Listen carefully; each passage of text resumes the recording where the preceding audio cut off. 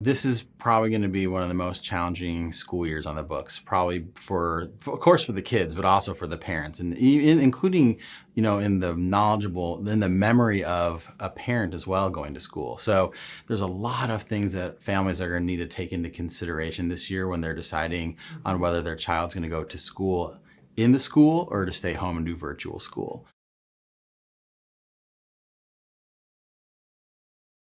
The way that kids grow and the way that they develop, it's important to have those social interactions, to have those interactions with other students and teachers, and to be able to learn in that environment is important.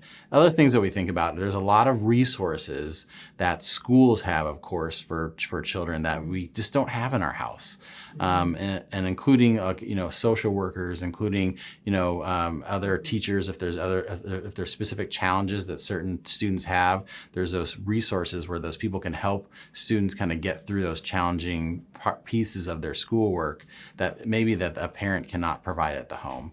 The fact that a child has a safe place to go have 2 meals in one day is a really important factor when we're going back to school.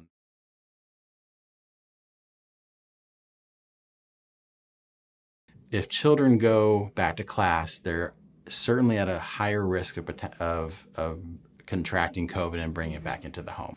And if they're exposing other family members who might be in those higher risk groups, like above the age of 50 or 65, with any of those medical conditions that put people at higher risk for having complications of COVID, those people can get very sick from COVID, and that's the risk we need to be thinking about.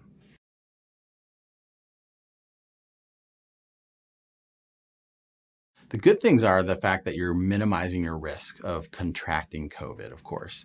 If you have family members with high risk conditions that are going to have to be around your child frequently, this is certainly something you're going to want to consider. Another significant pro of staying home would be the fact that you're able to spend more time with your child and be more engaged with them in their learning.